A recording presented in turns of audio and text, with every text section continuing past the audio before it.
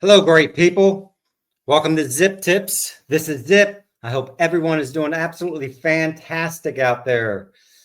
This channel's about building a community that resonates with each other, has the same goals and aspirations in life, and just wants to spend time together as we become millionaires on the most beautiful beaches of the world. Today, we got a jam-packed show. We're going to talk about a lot of things, all about crypto, some general information about crypto, but we're going to hit on a lot of XRP information. We have some XDC conversation to have, also some HBAR analysis to do. And then we're going to talk about accredited investors and a awesome idea that came out that someone's trying to do out there so we can kind of level the playing field. But again, before we get started, I want to thank all the new subscribers, all the likes, the comments. Keep generating those out there, spread the word so we can be as inclusive as possible and get the word out about the precious assets that we know as crypto that are going to transform lives in the next year. Again, we will thrive in 2025. But with that, let's jump right into it. And we're going to start things off with XRP. So yes, the future looks bright for XRP, but we as XRP holders, if you're an XRP holder and you've been here for a while, you know the first thing they do and did, and maybe are still doing, I hope none of you are. If you are, maybe you should take a look at XRP. Again, not financial advice, but the first thing they do is ignore XRP. Then they laugh at XRP. Then they fight XRP, and then XRP wins. Well, we've been in the fight stage for several years. We went through the battle with the last administration and Gary Gensler and the SEC and Ripple battling through that, which we won, and we got clarity of XRP in and of itself not being a security. And very soon, the rest of that appeal against Ripple will be dropped by the SEC. Should be coming any day. Cannot wait. Looking forward to it. And got a sense that it's going to happen shortly. But with that, the fight continues because now it's more of a battle of maximalism, as we've been talking about throughout this week. And, you know, BTC being the king, wanting to stay the king and wanting to be the only king and not wanting to be a collective. But we're going to talk about some of that today. And we're going to watch this video real quick and get this analysis from this gentleman here, and then discuss all of this FUD that's coming out. And you've got to ask yourselves, why is all this rising up? What are they in fear about? And why are they trying to battle against Ripple and XRP so hard? But here we go. Let's listen to this. I see the downside less in terms of impacting Bitcoin in particular and more pertaining to other altcoins. Specifically Ripple. There's a lot of positive sentiment in the market for Ripple right now, and a lot of excitement around Ripple as, you know, potentially a strategic reserve. But you know, I see a lot of fundamental flaws in XRP in particular, and honestly view a strategic reserve backed by Ripple as being the demise of the network itself for a number of reasons. And let's talk a little bit about RXP. You seem to be hot on that issue. Certainly, we have seen a massive surge, to say the least, up by 50+%, I believe. And it's not RXP, it's XRP, if you call it that. But anyhow, let's press on. Since the start of the year, when you talk about worrisome signs here, why you are a bit concerned, lay that out for us. Mm-hmm. So it really goes back to the fundamental behavior of how Ripple itself operates. XRP, the token, runs on the XRP ledger, a decentralized ledger of sorts, which has largely been scrutinized for being controlled and manipulated by Ripple Labs, you know, an independent organization that So I can't even listen to this again, but the bottom line is throughout this, the sarcasm as he holds up his fingers and, you know, the so-called decentralization, and absolutely these talking heads, all they have is just talk. They don't understand the underlying baseline and the technology of the XRP ledger and what it consists of. And it is decentralized. He goes in to talk about basically because of the way the nodes are set up that he believes that Ripple controls those, but that's not the fact, and they need to do deeper research. But the FUD, we know when the FUD is against XRP, that's when we rise, and we can smell the fear in the air, and we're holding and we're going in the right direction. So again, ignore the FUD. The only reason I'm even playing this is if you are new to this environment, and we have a lot of folks that are coming into the crypto world, and you're going to hear conversations like that, I would ask you, or you would probably want to make sure you investigate all objections, all information fully. As we say, do your own research. Don't just listen to me. Don't listen to other content creators. Get out there, do your own research, and build your own self-confidence with whatever you invest in. But we're going to press on and go to some of the other news about XRP. And everyone is coming around to XRP. And a lot of the folks that in the past may have been, I won't say negative on XRP, but just traditionally haven't spoken out loud about XRP, now that word is starting to come out of their mouths. And we're starting to see a lot more of that. But let's see what this has to say here. The Ripple CEO has advocated for a diverse U.S. digital asset reserve encompassing multiple tokens. This guy did not stand on stage saying we should just have XRP. He said multiple coins. Do you understand that? He's literally being like, no, like we should all get rich together. And guess who had a problem with that? Bitcoin maximalists. Trump announced plans to evaluate creating a national digital asset reserve, and people lost it completely. It's the same. This is the same energy. If you missed it, this was last year. This is the same exact energy. There was news that we might get an Ethereum ETF within the United States. Do you remember Michael Saylor completely lost his bananas? For those of you who forgot or weren't here, Michael Saylor went onto Twitter and was like, that is never going to happen. There can only ever be Bitcoin ETFs. Everyone else who thinks otherwise is completely insane. You have no idea. And then the next day, there was the approval of an Ethereum ETF. And he was like, oh, all coins can work together. La, la, la, la, la. And it's like, what? You went on a rampage for a week. Calling again, modern investor. He's one of the greats out here in the content world. But even what he is saying is that Ripple and XRP are going places. He's predicted, he said he believes $15 to $25 in this coming altcoin run that we're getting ready to go into. But the bottom line is, again, the division and the FUD against XRP, it's coming for a reason, okay? And a lot of it, if you follow the money trail, you know, and I own Bitcoin, so I'm not, again, if you're new to this channel, I'm not a maxi in anything. I'm a maxi in utility crypto, ISO 222 crypto to be specific.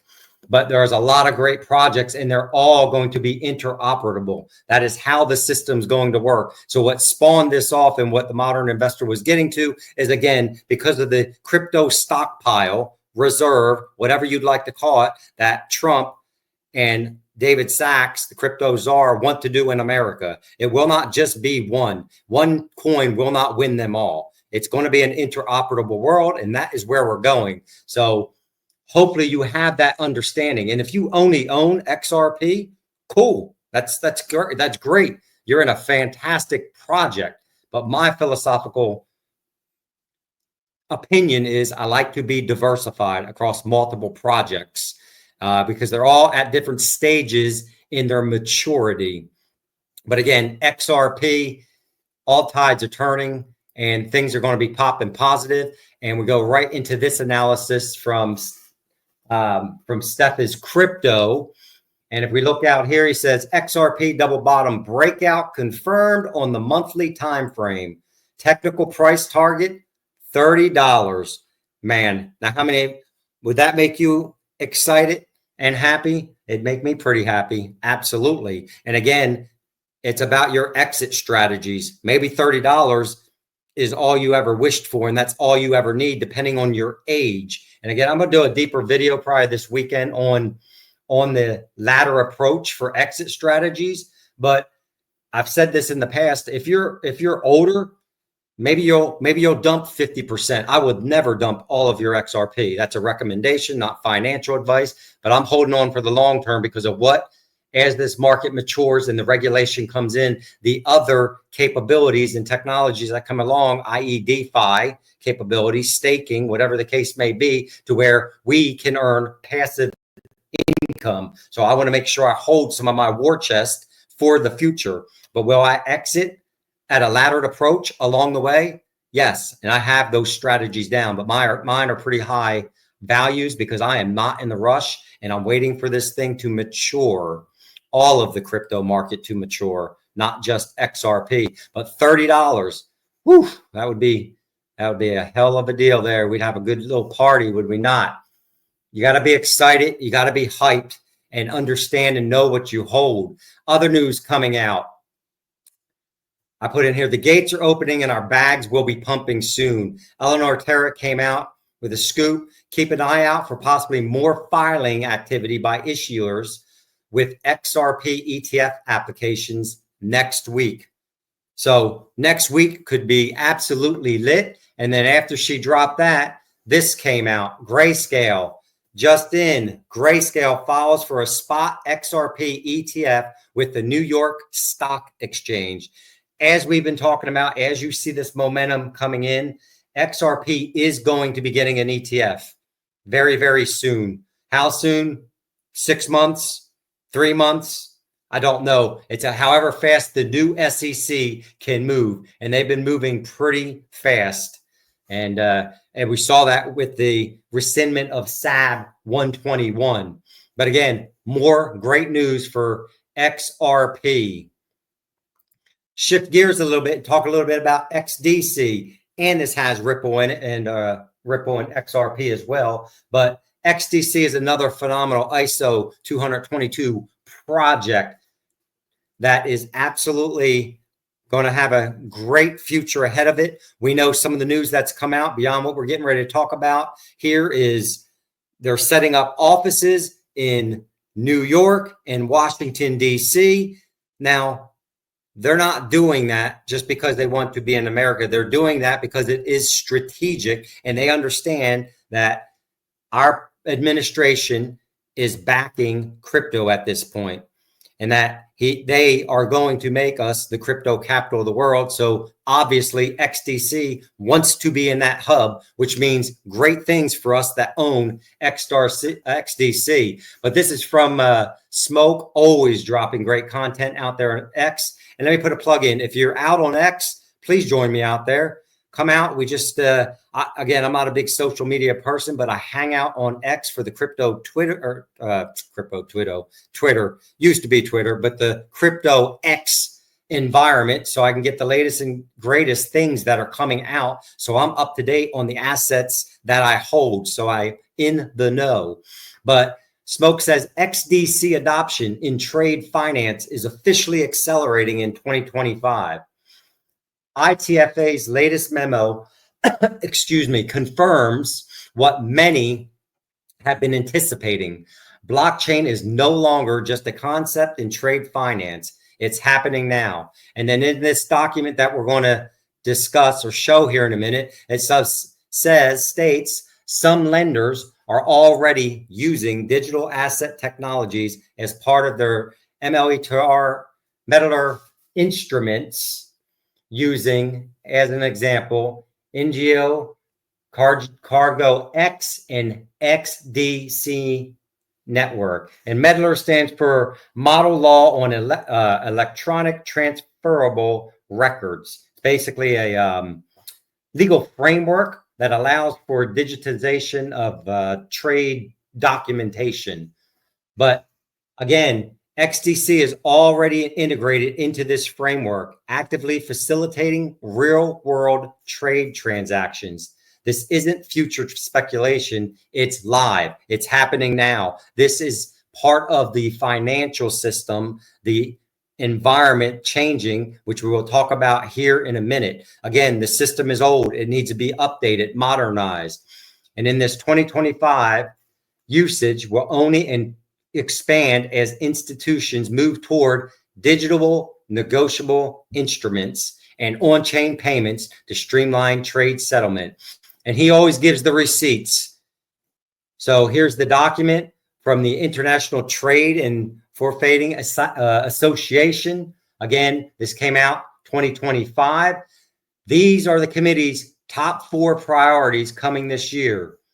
The first 2, we get to the third one, launching a new digital payments business-to-business trade work stream. And as we can see highlighted here, Casterman notes the digital payment companies such as Ripple are looking at the trade finance market to see how their payment capabilities could support trade.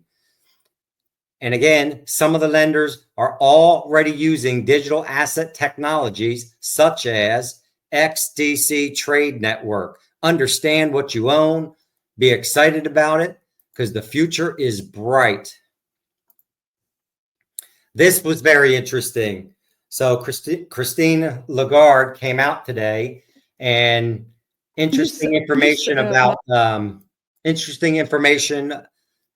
regarding Bitcoin and a Bitcoin reserve in the EU. Let's listen and hear what she has to say.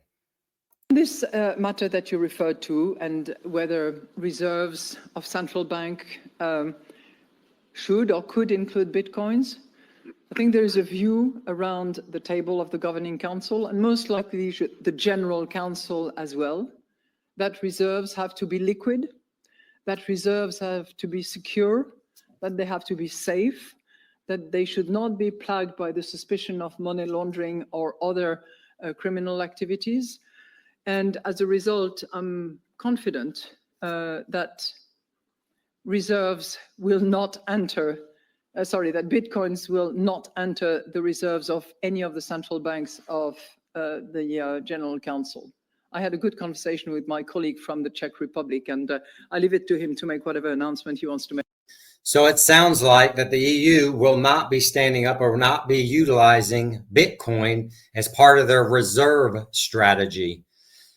Vandell from Black Swan Capitalists inputs here, reserves will be reserved for utility digital assets, assets that this channel talks about all the time, HBAR, XRP, XDC, XLM, utility-backed projects.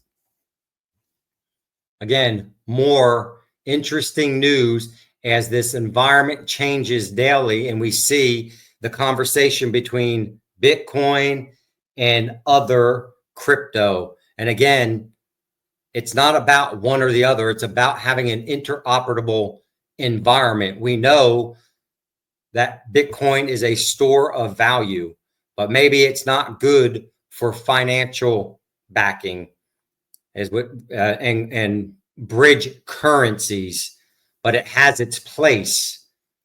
Again, more news. Let's listen to Brian Steele here as he's talking about the U.S. environment and what we need to do and what's going to be going on under Trump's administration and a positive momentum and push to support crypto. The plumbing of how our finances work in the United States is very fast evolving. If we put forward a set of logical, thoughtful laws in this space, in the crypto space, what we can actually see is innovation and development occurring in the United States and to the long-term benefit of the country.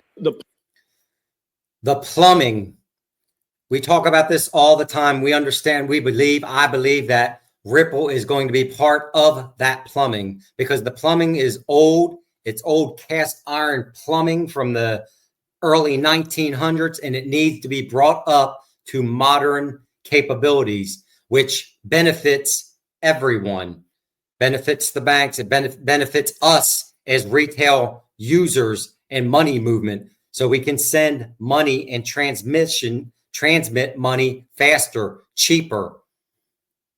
And it's all being changed right before our eyes. The most exciting time to be alive. And then we got this, some HBAR news.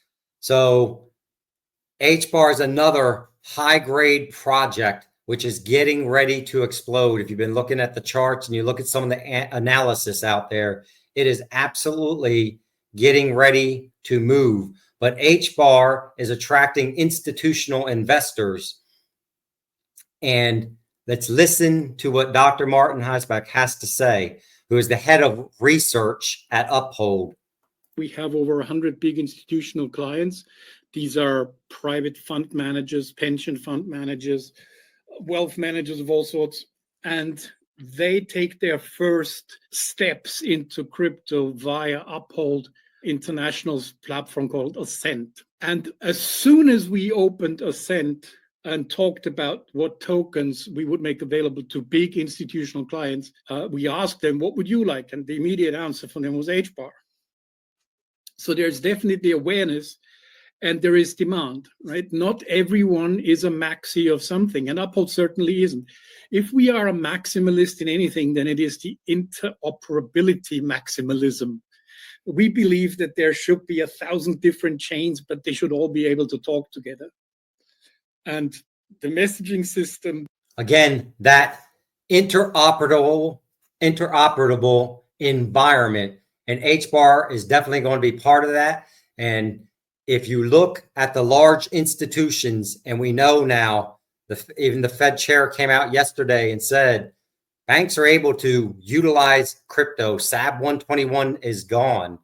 As they start to look towards blockchain technologies, as was just stated, HBAR is one of the first cryptos out of large institutional clients' mouths. That's what they want, because they understand. They understand what the governance council is about and who is on that board. HBAR is absolutely going to explode. It's a great project. If you haven't looked at it before, do your own research. Again, not financial advice, but it's definitely one that I look at holding for a very, very long time. eGrad Crypto, little XLM news here. I told you we'd be all over the place today, folks. A lot of information out there, and I'm trying to pretty much buckshot some information out there. But interesting analysis here. eGrad says, with XRP currently at $3.10 and historically XLM being about 25% to 35% of XRP's value, let us take the low bound, which is 25%, then XLM should really be around 80 cents right now as it approaches its all-time high. Get ready for a ballistic move. Stellar is winding up as well, and it is absolutely, along with most crypto, is going to be exploding. But again, it's another one of those utility ISO 222 projects that I hold in my portfolio and I enjoy.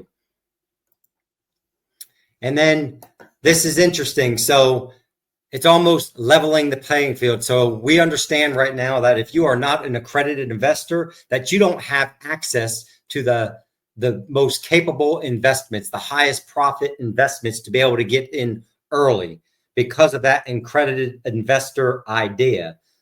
Well, the Robinhood CEO has a different plan, and this came out today, and just something to think about and to be excited about, because we should have a level playing field. And by utilizing crypto and blockchain, we can have that. But now CEO Vlad Tenev wants to do more. Tenev wants to use crypto to kick open the doors of investing in companies before they go public, something currently reserved only for higher net worth individuals. In an op-ed today in the Washington Post entitled, "An Investing Revolution is Coming, the U.S. Isn't Ready for It," he writes, quote, "The current wealth-based accreditation requirements for private investments are nonsensical and anachronistic. We should start thinking of crypto in a different way, as a technology that enables a new era of ultra-inclusive and customizable investing fit for this century. The world is tokenizing, and the United States should not get left behind." Vlad Tenev, the author of that op-ed, joins me now in a Fox Business exclusive. Vlad, how do you envision crypto as the vehicle for regular retail investors who have waited and wanted to buy shares in pre-IPO companies, but they haven't been able to? I think there's a big problem, which is that if you're a retail investor right now and you want to invest in AI, and it's very, very clear that they do, judging by the market activity yesterday and the overnight on Sunday, you don't have too many options. OpenAI is a private company, over 150 billion valuation. It's only available to select few insiders. And it's not like it was in the 80s where companies could go public at small valuations. The IPO process has gotten cumbersome. Only the biggest companies can do it. And again, opening up a level playing field of inclusivity so that we all can participate. Up to this point, the system has been for the big boys. And if you weren't a big boy, you didn't get a seat at the table. This is our opportunity to have a seat at the table. We're ahead of the institutions. We've been here for years, many of us. If you're new, it's not too late. Learn, do your own research, and get out in front of it and embrace it. Be safe out there, foremost. But what he's talking about here is utilizing blockchain to tokenize assets, to tokenize pre-IPO companies so that we all can participate. So it's a level playing field. So absolutely exciting, and to see where we're going. And again, the future is bright for where we are going in the next 6 months to a year. And every day there's just new news coming out. So I hope you stay hyped, keep your mindset locked, and stay positive. And last but not least, it looks like Kraken's going to bring back crypto staking. Again, everything is changing because of the new administration, what's going on. And it's at breakneck speeds. I say that often, but it is happening fast. You can see it. And again, we are here to experience it, but please be safe. Again, like, subscribe, spread the word. We want to grow the channel. And until the next time, everyone have an absolutely phenomenal, great weekend. And we will talk to you on Sunday for a live. Until then, Zip is out.